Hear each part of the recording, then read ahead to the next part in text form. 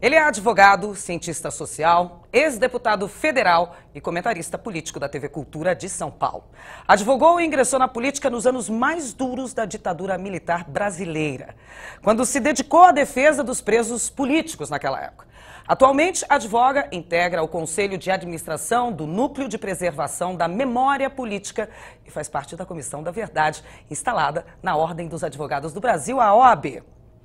O nosso entrevistado de hoje aqui no Memórias do Poder Legislativo é Ayrton Soares. Seja muito bem-vindo, deputado, doutor, como eu lhe chamo? Se você puder chamar de Ayrton, tá bom. De Ayrton, eu tenho essa licença poética? Por favor. Eu dei ali um resumo muito, eu diria até que mal feito, te peço desculpas, de tanto que já foi feito por você. Por onde a gente começa? Anos 70? Eu acho melhor começar, se for lá atrás, vai me pegar lá em Pirajuí. Isso é bom. Uma cidadezinha lá do interior, depois de Bauru, mas muito maior que Bauru, entendeu? E lá eu comecei a fazer política no Centro Estudantil, no Barão do Rio Branco, que tinha lá no Instituto de Educação Alfredo Pujol. E lá nós disputavam, as chapas tinham cor, como se fossem partidos. Sim, então, chapa vermelha, chapa azul. Tal. E lá eu comecei a disputar voto.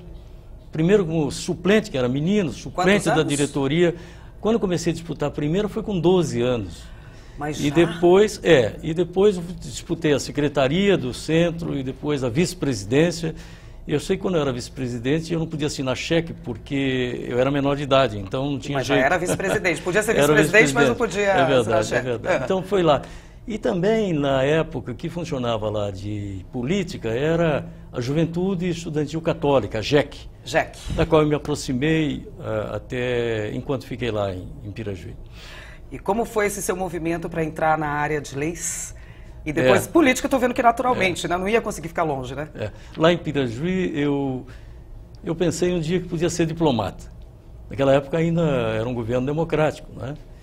E aí eu mandei uma correspondência para o Instituto Rio Branco e vieram lá todas as condições para você ser diplomata. Falei, meu Deus, mas tudo isso, fazer um teste desse? Aí, bom, recomendaram que eu fizesse curso de Direito para depois fazer Diplomacia.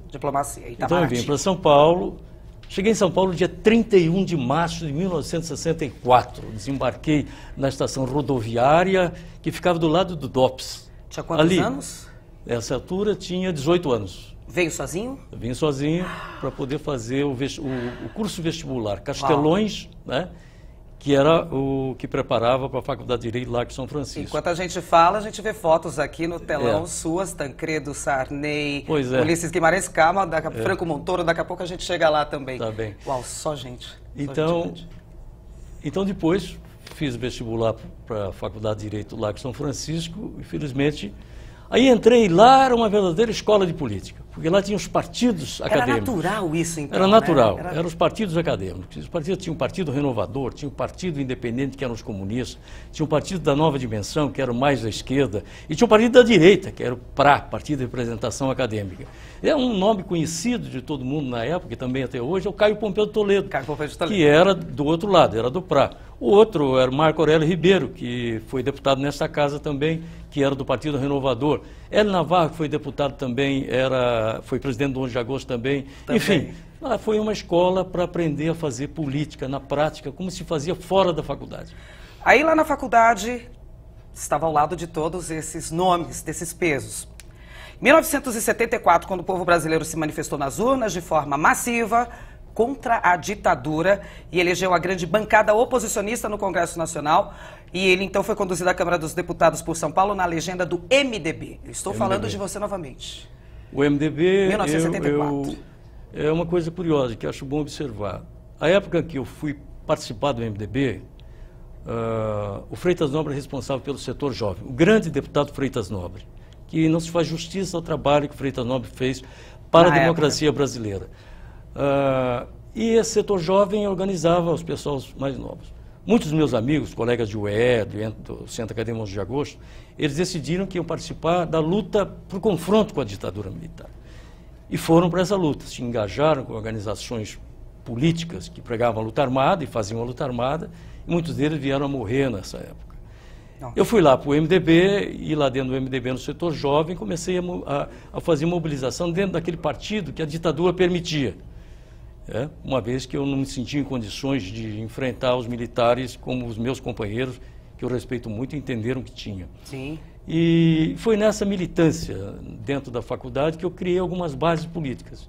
E depois, como advogado de preso político, foi uma extensão, logo que eu saí da faculdade, eu fui para a advocacia no escritório com o advogado Edival Pivetta, e nesse escritório nós fazíamos advocacia junto às auditorias militares e ao Tribunal Superior Militar. Essa foi uma fase das mais difíceis, que foi 74. Mas 74 a ditadura já tinha levado um cutucão, que foi a campanha, já foi uma campanha, mas isso vem depois de 68, né, que tem uma história terrível, já estávamos respirando um pouco mais em 74. Em 74, respirando um pouco mais? Já estava respirando um pouco mais, porque quem viveu 65, 66, com as grandes passeatas, depois 68 foi a pior fase. 68, eu era estudante, né? Nós fazíamos manifestação no Lago de São Francisco, e vim parar aqui, vocês conhecem aqui onde é o 2º Exército? Sim. Ali tinha a Polícia do Exército. Ali foi a primeira sede da Operação Bandeirantes, que depois virou DOI-CODE, ali, no quartel da PE. Eu fui preso ali, como estudante, sem saber porque eu estava sendo preso. Era exatamente aqui que eu ia entrar. Foi uma situação terrível, porque se você vai preso e sabe por que está sendo preso, aí você fala o que querem que você fale. Agora, se você não sabe, se você não sabe por que está preso... E ouvindo várias coisas da época, sabendo de várias histórias da época. Eu vou falar 3 palavras aqui. Corajoso, ativo, ditadura e perseguição. Exatamente esse era o Ayrton naquela época? Corajoso, ativo... Eu tiro a coragem, né? Porque, na verdade, ativo sim, porque eu militava em todas as áreas que podia, tinha uma participação política que tomava quase todo o meu tempo, só sobrava um pouco para ganhar um pouco de dinheiro para sobreviver, e os riscos eram evidentes. Quando advogado preso político, nós fomos presos como advogado, trazidos dessa vez para o DOI-CODE. Como estudante, o DOPS nos prendeu quando ocupamos a faculdade. E depois tem umas prisões de pendura acadêmico. Com quantos anos você estava? Na época que eu estava na faculdade, 68, faço a conta, eu tinha 20 anos, 21 anos. Foi preso com essa idade? Fui preso com essa idade. Eu fico perguntando a idade para a gente tentar... Não, mas tinha sido preso antes. Tinha sido preso antes. Eu fico perguntando a idade por uma questão muito simples para mim, é para a gente tentar identificar a gente... com esta idade, o que estaria fazendo. Exato. Eu acho de um desbravamento, eu acho de uma coragem. Não, mas quando você fala foi preso, é bom que o telespectador vai entender o seguinte, olha, eu não fui preso por nenhuma atividade criminosa. Não era criminoso. Não era um criminoso comum. Um advogado preso. Era um criminoso político, vamos chamar assim. Um criminoso político. Bastava fazer oposição. Era fazer... Ao governo. Fazer oposição. E era curioso, porque você podia dizer que era de oposição. Eu fiz a minha primeira campanha em 74, eu tinha uma publicidade que dizia que era um papelzinho assim, que nós fizemos, estava escrito: Ayrton Soares é contra o governo, vote nele. Só que era antipropaganda. Por que era antipropaganda? Porque as pessoas pegavam e tinham medo, guardavam, entendeu? O meu cartaz de campanha era um bando de carneiro, pastantes, que diga não à situação. Eu achava que ia publicar, botar em algum cartaz, em algum lugar público. Nada, as pessoas escondiam dentro de casa, porque era bonito, né? Então era antipropaganda, mas era uma propaganda eficaz que foi quem me abriu o caminho para pegar um eleitorado que queria votar. Nós estávamos saindo de um processo onde as pessoas não votaram em 70, então havia uma disposição de usar o MDB para fazer do MDB um instrumento verdadeiro contra a ditadura, um partido verdadeiro contra a ditadura. Foi nessa onda que nós entramos na disputa de 74. Na disputa de 74. Aqui eu tenho informação que é de 1974 até 87. Foi deputado federal por São Paulo. Fui deputado federal por São Paulo. É muito tempo. Eleito pelo... Foi muito aprendizado. Foi bastante. E que gerou uma grande frustração quando não fui eleito para a Assembleia Nacional Constituinte. Porque depois de aprender tudo que tinha no Congresso, de ser líder, vice-líder quase a maior parte do tempo. Aí, como eu tinha saído do PT, voltei para o PMDB, era outra realidade, e embora eu acho que eu fiquei em terceiro suplente. Era natural esse seu movimento para o PT? Foi natural, não. Foi um movimento que, quando nós estávamos no MDB, um grupo de deputados criou, nós criamos, eu aderi, que Marcos Freire, Francisco Pinto, Lisandro Maciel já tinham organizado, Freitas Nobre, já tinham organizado o Grupo Autêntico na Câmara dos Deputados, que era uma oposição, vamos supor assim, mais ativa. não é? E tinha aqueles mais conservadores, que eram o Tales Ramalho, Tancredo Neves, pessoal que sabia os limites, sabia onde podia pisar. Mas nós funcionávamos com uma espécie de... A gente puxava a corda. Se eles estavam lá atrás, eles vinham pelo menos no meio. Então é interessante que tinha reunião da direção do partido, Tales, Ulisses, Tancredo, e Renato Azeredo, e tinha a nossa reunião. Então eles tiravam uma posição para o partido levar e nós ficávamos para tirar outra. Aí vinha geralmente o Tancredo para negociar uma posição em nome de todos. Então saiu uma posição melhor. Uma posição melhor. Aos poucos ali a gente foi fazendo com que o partido, dentro do Congresso Nacional, pudesse assumir posturas e posições que normalmente não assumiria se não houvesse um grupo dentro do partido que puxasse para um enfrentamento maior. Aí muitos foram caçados por fazer isso. Vou chegar nisso daí já. Vamos falar do deputado Adriano Diogo aqui, sim, claro. Cliente, ex-cliente seu, amigo, acredito, enfim, de partido também, de PT também.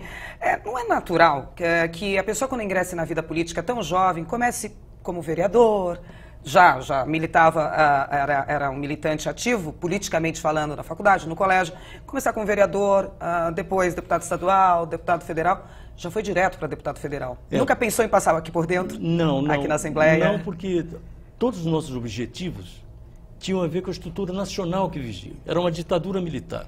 Era preciso derrubar essa ditadura. Então você tinha que lutar contra a Lei de Segurança Nacional, contra a censura, por liberdades em geral. Coisa Brasil então, inteiro, não como era é que você vai São caber Paulo? uma campanha para uma Assembleia Legislativa, para uma Câmara de Vereadores, Muito com um horizonte desse muito pela segmentado, frente? né? E como nós estávamos diretamente ligados a isso, como advogado preso político, como militante do MDB, foi um desdobramento natural. E, felizmente, houve um espaço que eu pude ocupar com um eleitorado que queria votar, talvez até pela primeira vez, porque rejeitava votar antes. Nós fizemos uma carta-programa, definimos os pontos básicos da luta contra a ditadura militar. Em cima desses pontos, nós fizemos uma campanha. Incrível, eu tô aqui encantado, assim, a precisão e a calma também com que você coloca esses pontos que só quem viveu aquela época sabe. Eu comentei sobre clientes aqui da ditadura militar, clientes como o deputado estadual Adriano Diogo, que esteve aqui com a gente por alguns mandatos na casa, à frente da Comissão da Verdade, que daqui a pouco eu chego lá também nesse tema na sua vida. Eu imagino que, assim como o deputado Adriano Diogo, teve outras pessoas também, né, que passaram ali, que viraram seus amigos, clientes, enfim. Sim, nós muitos nomes. Encontramos muitas pessoas que lutaram bravamente contra a ditadura e eu convivi com muitas delas que foram com confronto e foram assassinados, né? Depois de tortura, essa coisa toda. E é uma fase que eu considero a fase mais difícil que nós vivemos. Nessa época, para você ter uma ideia, nós do Grupo Autêntico, a gente sempre tinha uma embaixada para ir, porque podia fechar a qualquer momento. Fecharam o Congresso 2 vezes nesse período e vivemos toda essa fase. Mas você tinha falado da minha ida ao PT? Não. Vou falar daqui a pouquinho. O PT que tem uma outra mudança aí, né? Enquanto advogava, não era deputado? Enquanto advogado, não era. Não era deputado. Não era deputado. Não. Mas já que você tocou na ida para o PT, quando que o PT entra na sua vida? Eu tinha falado sim, dessa parte que foi natural ir para o PT. Pois é, foi. Essa sua entrada aí no Partido dos Trabalhadores. Então, por que lá? Por que não outra sigla? E teve outras siglas. Olha, havia nosso grupo no MDB, era um grupo que se diferenciava por ser um setor mais progressista, vamos chamar assim. E aí nós tínhamos muita necessidade de ter um partido que pudesse ter objetivos menos amplos, né? O MDB era uma frente, a gente tinha que conviver lá com várias correntes políticas, né? Até de direita, né? E convivíamos, porque enfrentar a ditadura justificava isso. Quando surgiu a oportunidade de organizar um partido que se abriu um pouco mais de espaço, a primeira ideia que nos veio foi um partido à semelhança da social-democracia europeia. Eu, na época, eu já era deputado, eu estive fazendo contatos na Europa com o Mário Soares, estive com o secretário-geral do partido, que era o Leonel Jospin, em Paris, e um grupo de deputados também depois. Fizemos todos os contatos. O Brizola estava exilado em Paris, também querendo voltar para o Brasil. O Brizola estava em Lisboa, na época, querendo voltar para o Brasil, também com o objetivo de resgatar o seu partido e tal, com uma visão social-democrata. Mas isso tudo foi se perdendo no caminho e acabou o movimento de São Bernardo nos atraindo para um apoio aos trabalhadores que lutavam melhor salário, melhores condições de vida. Essa convivência com as lideranças trabalhistas que viviam lá nos sindicatos nos aproximou muito. os grandes líderes, Djalma Bom, Lula, outros mais, que eu lembraria, uma série de nomes que participavam do movimento, tinha também o propósito que eles viram que só a atividade sindical não ia resolver o problema. Então havia uma discussão entre eles de ter um partido, uma coisa maior. E aí nós somamos os interesses e passamos aí a trabalhar pela organização do Partido dos Trabalhadores. Aí eu tenho aqui uma informação, com o fim do bipartidarismo imposto pela ditadura, eu vou colocar os óculos porque a gente está ficando já cega nessa idade, em 10 de fevereiro de 1980, no Colégio Sion, no bairro de Higienópolis, Ayrton Soares participou da fundação do Partido dos Trabalhadores. É o mesmo partido que tem hoje? Não. Eu lamento dizer que não. Esse sorriso não é sorriso de felicidade, é um sorriso de tristeza. Nesse ato, nós chegamos como deputados. Então a gente era os deputados do PT no parlamento da ditadura. Tá? Nos 80 ainda tinha, né? Estava acabando. Tinha. Então nós tínhamos as várias correntes de esquerda que eram contra a participação na luta democrática. Queriam organizar os trabalhadores para fazer a revolução. Mas, felizmente, Lula e o pessoal entendeu que tinha que conduzir a luta para a organização partidária dentro de um quadro de legalidade. E nessa reunião foi curioso, porque o senador Henrique Santino veio com alguns deputados, inclusive o Roriz, que depois virou governador de Brasília, sim, e depois virou esse proscrito que está aí. Por que eu digo proscrito? Porque processado. E eles foram embora em seguida, porque quando chegaram foram vaiados, como nós éramos na época. Então nós, deputados do PT, quando tinha essas grandes assembleias, não na fundação, mas essas grandes assembleias, nós éramos vaiados porque eles repudiavam a via parlamentar. Grupos de trotskistas e outras correntes que não queriam, na verdade, participar de um embate democrático. Era simples assim? Foi assim, simples. E aí, a maior dificuldade no PT que eu tive, eu vinha do MDB. Tinha sido eleito pela segunda vez com votação maior que a primeira. Lembra da votação? Então, quando eu saí para ir para o PT, o Montoro me falou, mas nós estamos com o partido, a gente vai disputar o governo, você vai sair para essa aventura. A gente pode estar junto lá na frente, mas agora eu estou no caminho aí para fazer um partido novo, essa coisa toda. E nós fomos, nesse contexto, nós fomos caminhando paralelamente ao MDB. E a minha sala, como líder do PT, era do lado da sala do Ulisses Guimarães. Nós tínhamos excelente relação. Não é? O Ulisses preservava muito o Lula, porque sabia que se criava ali uma nova liderança. Incrível isso. Tanto é que estiveram juntos depois, no Só Diretas, quando nós perdemos a eleição com a campanha das diretas, surgiram dois movimentos para insistir nas diretas. Um do Ulisses, com o Só Diretas, o outro do Lula, que não vota no colégio eleitoral. Entendeu? Isso foi mais para frente. Foi mais para frente. Mas, de qualquer forma, essa experiência de passagem de um partido para outro e a convivência nesse outro partido com figuras novas, né, a base parlamentar foi muito útil para a organização do partido. Claro que os sindicalistas puxam a brasa para o lado deles, a estrutura sindical, não. Aqui na Assembleia, o Marco Aurélio Ribeiro foi deputado aqui, ele usou essa Assembleia como líder do partido, possibilitando ao PT os espaços que ele não conseguiria, de maneira nenhuma, de outra forma, que não fosse através da estrutura que existia aqui. O partido, quando foi criado, qual foi a primeira sede do PT? Foi no meu escritório de advocacia, Travessa Brigadeiro 21, que era escritório de advocacia, que era sede do escritório meu da editoria militar, que era sede do movimento pela anistia, e também passou a sede do PT depois com exclusividade. Quando fundou, foi lá. PT Nacional em cima, PT Estadual embaixo. Travessa Brigadeiro 21, da Avenida Brigadeiro Luiz Antônio. Nossa vizinha aqui do ali, lado. Foi lá embaixo. Até o centro da cidade. Depois, naquele tempo a gente vendia as estrelinhas. E tinha a colaboração de artistas. Sim, alunos, estudantes, artistas. Tinha uma grande mobilização, vendia camisetas. Vendia camisetas, as pessoas tinham orgulho de usar. E era uma fonte de renda que dava para algumas despesas. É claro que eu não recebi nenhum aluguel pela sede, né? E nunca imaginei também cobrar. Altruísta. Mas foi essa estrutura básica que começou aqui. Existia nos outros estados alguma estrutura que foi criada, mas a partir de Brasília, ocupar a liderança do partido, criar uma liderança lá e ter uma liderança que pudesse ter ressonância nacional foi um outro fator de organização da maior importância para o partido. Porque lá nós tínhamos o telefone que o deputado tem para usar, nós tínhamos correspondência, e a liderança também tinha, porque as lideranças da Assembleia têm a estrutura, e a estrutura foi toda colocada a serviço da organização do partido. A Secretaria de Organização do Partido ocupou um espaço no 24º andar, lá daquele prédio ao lado tem o Pires e tem a Xícara, lá em Brasília, que é o Congresso e a Câmara. Aquele prédio que fica no meio, no 24º andar, funcionava a Secretaria de Organização do Partido dos Trabalhadores. Quem era o Ayrton Soares? Moderado no PT? Qual era a sua principal característica?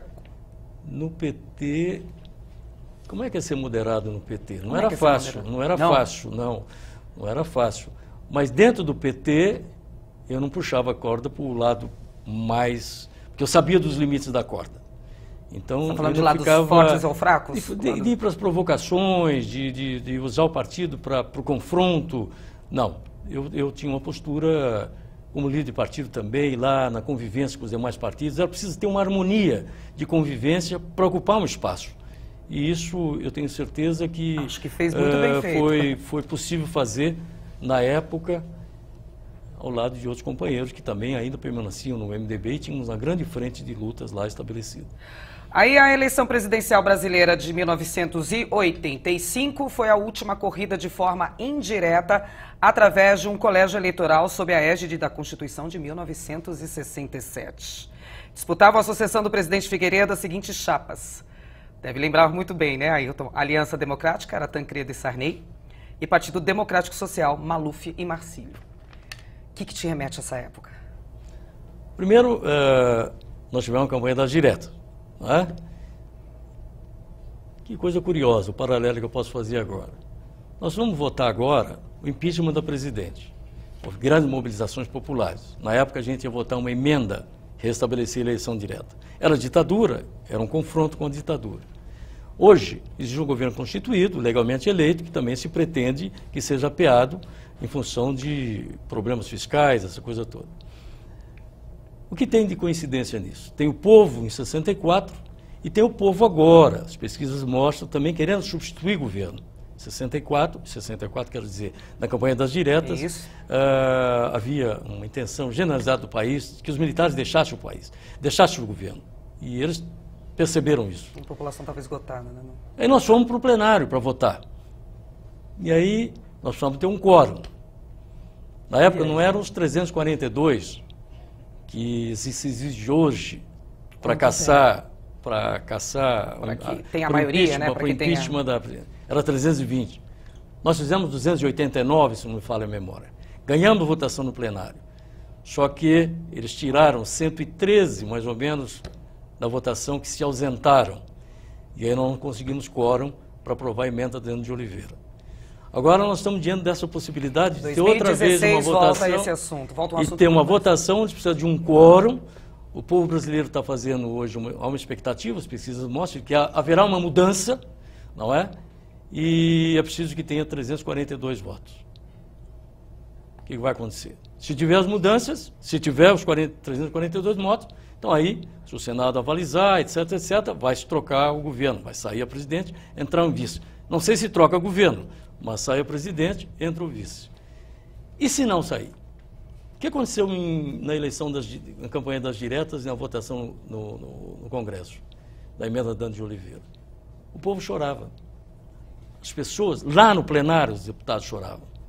Que nós, com toda aquela força de mobilização das diretas, nós não conseguimos os objetivos. A minha preocupação hoje é saber o que vai acontecer se primeiro o impeachment não for aprovado.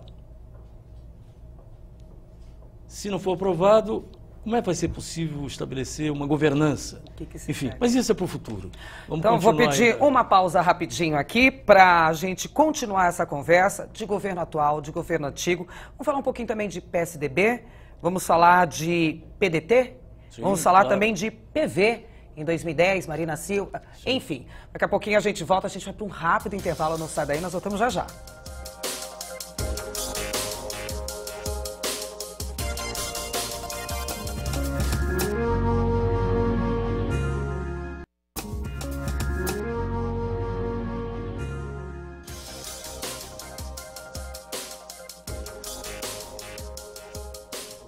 tá ótimo aqui nos bastidores, aqui com a Ayrton, sensacional. Nós estamos de volta com o programa Memórias do Poder Legislativo, que é idealizado pela nossa Associação dos Parlamentares do Estado de São Paulo.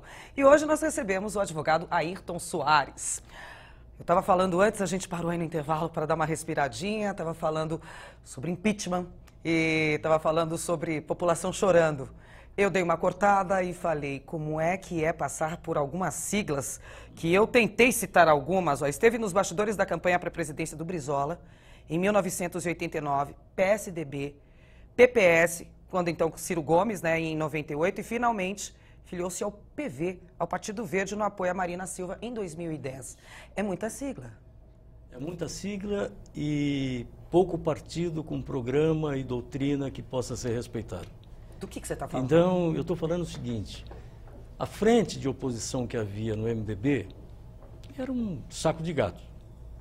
Nós fomos para o PT para ter um partido que pudesse ter um programa, que esse programa fosse cumprido, que esse programa tivesse princípios, fosse ser respeitado. Bom, eu acabei divergindo do partido, porque decidi votar no colégio eleitoral. Imagina, entre Tancredo e Maluf, eu dizer, eu me abstenho. Ah, que isso, não ia dormir nunca mais. Existe essa possibilidade. Então, em função disso, antes que movesse um processo de expulsão, eu, a Beth Mendes, que era deputada federal, e o deputado Zé Eudes, do Rio Grande do Sul, nós saímos, do Rio de Janeiro, saímos do partido. Então, aí, eu voltei para o MDB, o Ulisses me convidou, eu tinha sido líder do PT, foi um fato político na época, veio muita gente em São Paulo, na minha filiação, mas encontrei um MDB que não era muito diferente daquele que eu tinha deixado. Por quê? Porque o MDB já tinha chegado no poder. E esse poder sempre corrompe, quando as pessoas não estão preparadas. É verdade, essa frase é forte. Esse poder sempre corrompe. Sempre corrompe. Porque as pessoas não estão preparadas para ocupar o poder. Porque não tem participação política, ideológica, política partidária em função de programas. Isso corrompeu o Partido dos Trabalhadores. Foi o acesso ao poder e aquela aliança para governar que foi feita que descaracterizou totalmente o partido. Maluf, Lula, de mãos dadas para apoiar o Haddad. Ninguém entende isso, ninguém entende isso. Eu até às vezes sonho com isso como um pesadelo, embora eu considere o Haddad um excelente prefeito. Sim.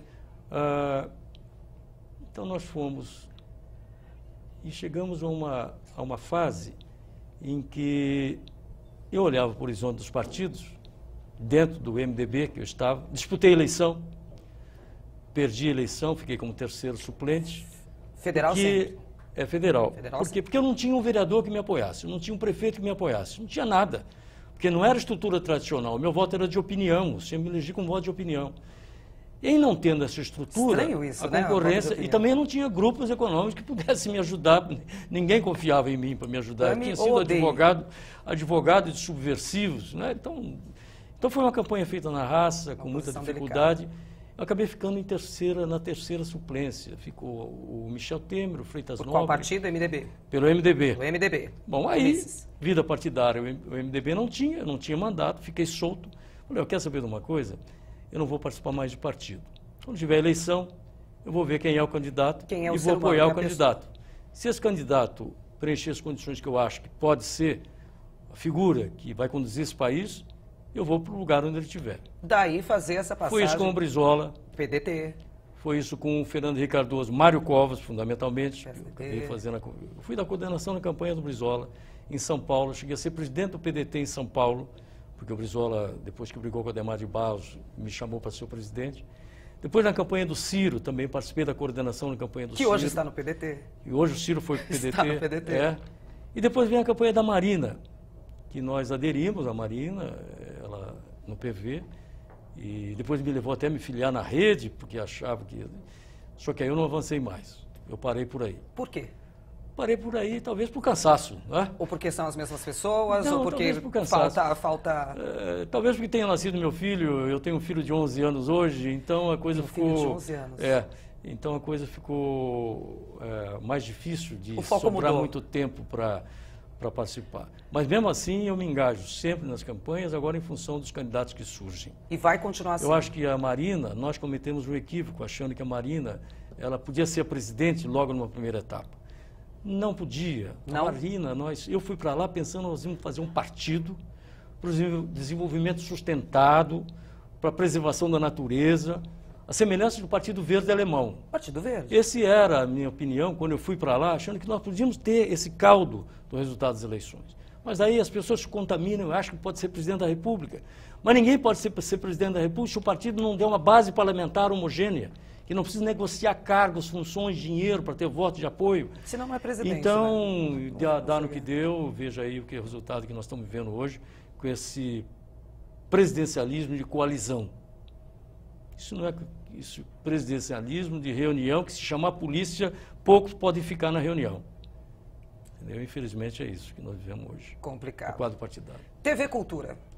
TV Cultura Onde entra a TV Cultura? Pô, você entra na minha casa todos os dias, sempre. Eu lhe acompanho. Foi um convite que eu recebi na gestão do João Sayad, do Fernando Vieira de Mello e do Quinjô, que era jornalista do Estadão, que dirigia o jornalismo lá, que imaginaram um programa diferente, de debates. Eu fui para um piloto, que foi feito lá um teste. Já tinha feito TV? Não, nunca. Não. Só nos horários eleitorais. Só nos horários eleitorais. Aliás, acho que não, porque não sobrava tempo. Eu não Era tinha muito espaço, pequenininho. não tinha jeito. E nessa toada, estou lá já há algum tempo, participando das segundas-feiras do debate político. Já vai fazer 5 anos já. 5 anos, então acho que está muito bem. 5 anos. Acho que tem um público que te segue. Quem é o Ayrton, comentarista político? Quem é você? Deixa eu me perguntar. Olha, eu procuro ser o que sempre fui. Ser você, o Ayrton, na íntegra. E considero que posso falar o que eu quiser, que não devo nada a ninguém.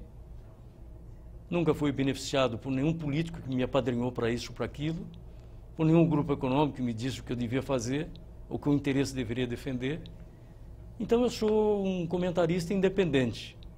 Gostaria de ter mais cultura econômica para poder debater melhor. Talvez ainda vá estudar economia. Porque uma coisa passa pela outra, é impossível. É impossível não falar de política sem falar de economia e vice-versa, né? Mas o nosso programa ocupa um espaço e o debate, eu encontro pessoas na rua. Aliás, qual o programa?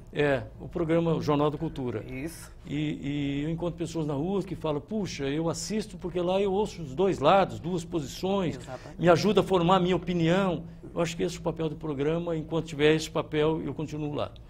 Ainda advoga? Eu acabei de perguntar isso no intervalo. Falei, como é que é o seu dia aí? E ele me falou, não, vou lá para o escritório, vou lá advogar. Vim do escritório para cá e volto para lá. Vim do escritório para cá, sem problema. De segunda-feira vai para a TV Cultura. E a OAB com Comissão da Verdade? Então, Comissão da Verdade é um nome de peso.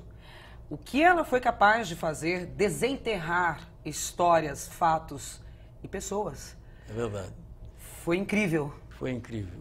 Eu vivi uma OAB de 64, 65, que contemplava a ditadura militar, não é?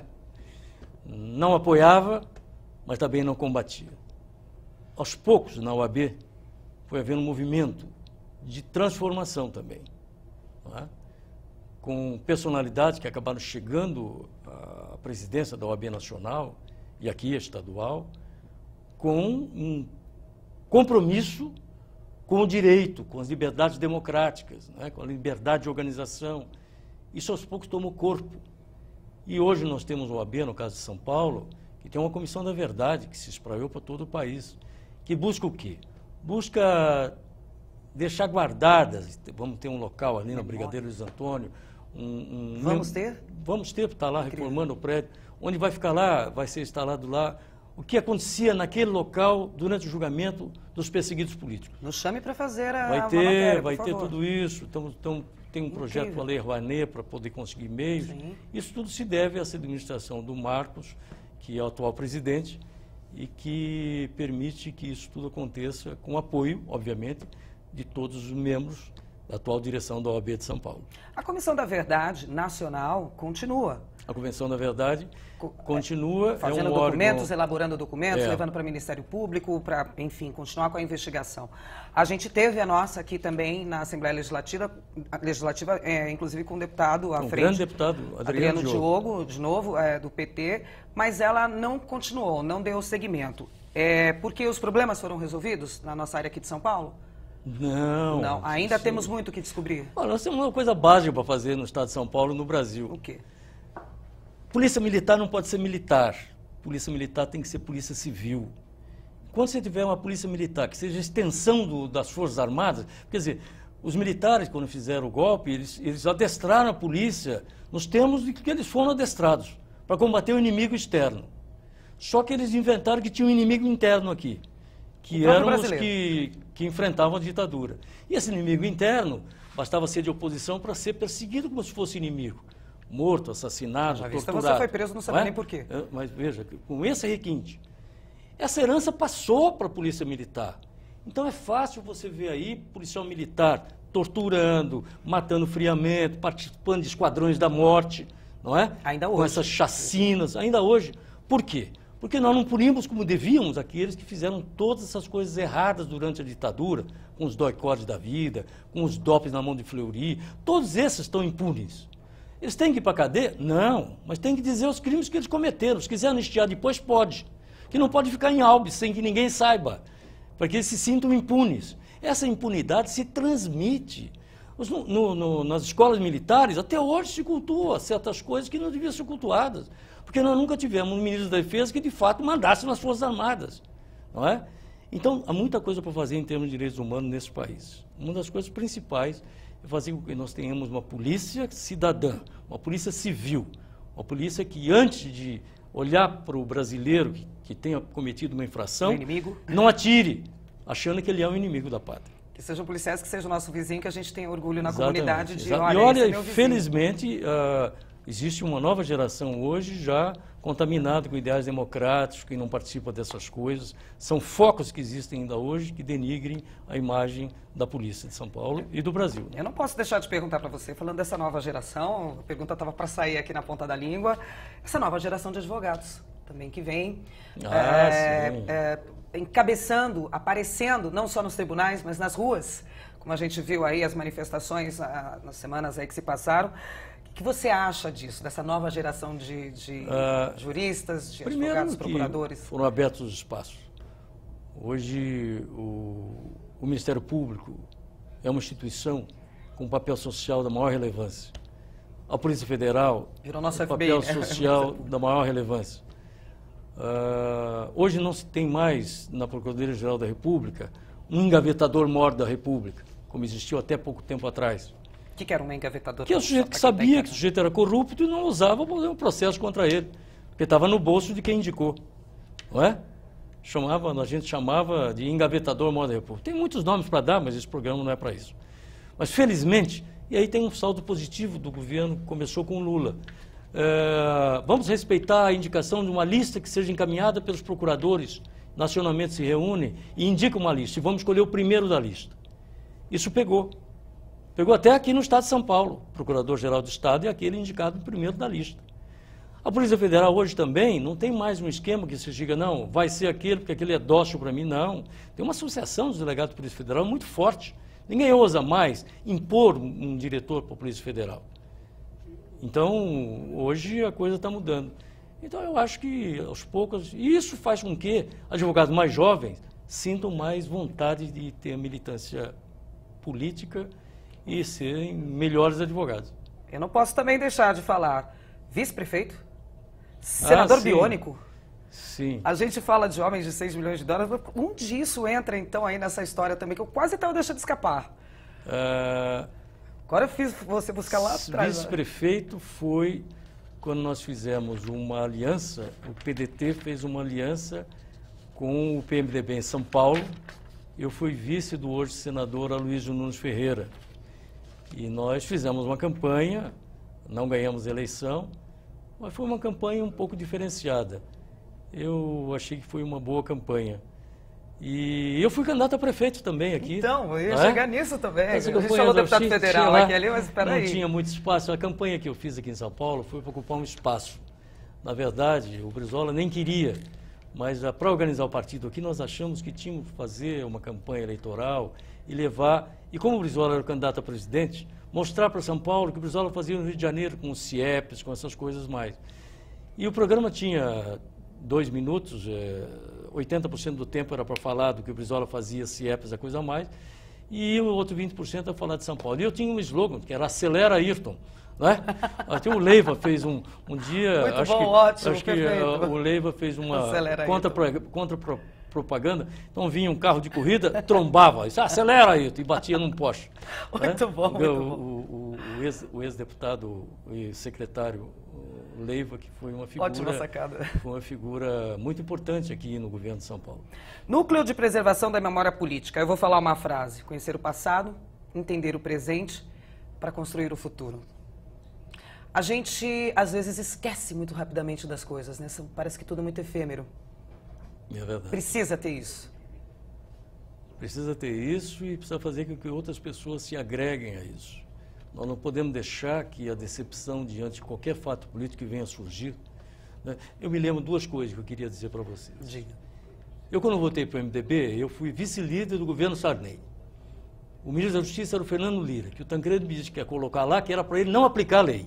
Você tinha a lei da ditadura, por exemplo, lei de greve. E o ministro da Justiça dizia, não aplica a lei de greve. Você imagina que não podia ser um grande jurista, podia ser um advogado, como o Fernando Lira foi, para dentro da transição ter uma legislação de excepcional, sem utilizá-la, fechando os olhos para aquelas. Então eu me lembro de ter ido com o Sarney, no auge do Plano Cruzado, a Ribeirão Preto. Eu era vice-líder do governo, da transição. E em Ribeirão Preto a gente não conseguia sair do ônibus, o povo cercava na rua de apoio ao presidente Sarney e apoio ao Plano Cruzado. Quando o Cruzado entrou na ribanceira, porque o Congresso não cumpriu o seu papel, para variar o Congresso não cumpriu o seu papel, tinha que fazer as mudanças na legislação para depois ter outras medidas além do Plano Cruzado que justificasse. Poder dar continuidade e deixar Então nós forte. tivemos a grande decepção e o Sarney sai do auge e vai lá para o ostracismo. Mas se elege sempre senador lá pelo Maranhão ou pelo Amapá, porque são feudos. Agora nós estamos vivendo uma situação muito semelhante. Você vê, o Lula deixa a presidência com 80% de apoio popular. A Dilma entra para o governo, chega a ter 65% de apoio. E hoje você vê que as pesquisas mostram que o prestígio foi embora. Então a questão econômica está muito ligada ao prestígio que os governantes devem ter. Se o governo vai mal, se a população sente a dificuldade da inflação, as coisas todas, não há governo que resista. Como resolve isso? Mudando a legislação. Como se muda a legislação? Com esse Congresso, com essa representação, com a representação que tinha na época do Sarney, que não muda. Não se mexe com o sistema financeiro, não se tributa a quem deve ser tributado. Não há progressividade na arrecadação do imposto de renda. Ou seja, se eu ganho 10 mil, eu pago 27,5. O sujeito ganha 100 mil, ele paga 27,5. Os bancos são tributados sobre o lucro líquido. É 20% sobre o lucro líquido dos bancos. Mas isso foi um grande sucesso, porque desde 88 era 15%. Agora que a Dilma, para fazer uma média, pôs para 20%. Então, com o Congresso, com esse modelo que nós temos de constitucional, se não tiver um Congresso que resolva mexer com a estrutura do país, esse país não terá jeito. É quase inerente eu tentar fazer consultas políticas com você. Eu estou me sentindo aqui um pouquinho na cultura para perguntar de várias coisas. Esse é um país de dimensões continentais, a gente sabe. É um país em que no Maranhão é uma realidade, é uma temperatura, é um clima, é um tipo de produção de alimento. E aqui mais para o Sudeste, para o Sul, como eles falam, enfim, é uma outra realidade. Desfederalizar. Desjudicializar, essas palavras tão grandes, é o caminho? Se você tivesse estados coligados, como os Estados Unidos, é uma federação de estados. Isso, não é uma união. E cada estado desse tivesse sua estrutura. É o nome Estados Unidos, né? Nós já fomos assim. Eu não sei se seria o caminho mais rápido. Tá. O caminho mais rápido talvez possa ser... Nós chegamos a ter eleições diretas, com eleições gerais. Nós temos uma Assembleia Nacional Constituinte eleita exclusivamente para fazer uma nova Constituição, com um mandato definido, um tempo definido. Uma legislação severa para evitar que bandidos possam disputar a eleição. Severa, que é essa, a lei da ficha limpa, ela serviu, cumpre um papel e vai ser decisivo para muitos bandidos ficarem de fora da próxima eleição. E aprimorarmos o modelo. O voto distrital pode ser uma saída para que o eleitor possa conhecer melhor o seu representante. Exatamente, não é? Segmentado. Né? Mas você acha que um parlamento que elege dessa forma, um deputado compra voto em todas as cidades por onde passa, ele vai querer ficar restrito a um distrito onde as pessoas conhecem a cueca que ele usa? Não vai. Então, é preciso que haja uma grande mobilização popular para que haja essas mudanças e que nós tenhamos um legislativo que possa ser respeitado por todos nós. E para finalizar, a esperança. Sempre temos esperança, claro. Tem que ter. Qualquer solução que venha, é preciso olhar para frente. O Brasil é maior do que os bandidos que estão tomando conta de alguns setores do governo, de alguns setores não só do governo, setor dos legislativos, municipal, estadual, federal, setor judiciário. Não vai pensar que corrupção não tem no judiciário, não. Tem corrupção pesada no judiciário. Ora, se a gente for pensar que a corrupção é a gente parar em fila dupla, que é aceitar a bala no lugar do troco. Exatamente. Enfim, a corrupção está em todos os lugares, né? É preciso uma reversão mesmo. Cultural, mental, assim, que comece pelas crianças, que comece pelas escolas. É a educação. Temos que ter paciência. Infelizmente, nosso tempo terminou, mas eu tenho que deixar aqui minhas palavras. Foi uma honra mesmo recebê-lo aqui, por essa aula, por esse pedacinho da sua vida que você dividiu conosco aqui no nosso estúdio. E digo mais, essa porta está aberta para que você continue trazendo as suas histórias para cá, para a gente. Eu agradeço imensamente o seu aceite do convite. Eu que tenho que agradecer essa associação de parlamentares aqui, conduzida por pessoas fantásticas, como Tonico, Jacó Pedro Carolo, e isso faz com que a memória possa ser preservada. A memória, que cada um diz aqui, aquilo que quer dizer, que pensa, essa coisa toda, sem nenhuma censura, e vocês acabam registrando o perfil, e esse perfil pode ser analisado por várias gerações daqui para frente. Eu diria um documento. Sem dúvida. Um documento histórico. Muito obrigada mais uma vez, Ayrton. Eu que agradeço. Agradeço aqui mais uma vez a presença e a participação do nosso advogado, Ayrton Soares. E o programa Memórias do Poder Legislativo vai ficando por aqui. A gente tem um próximo encontro na semana que vem, hein? Tchau!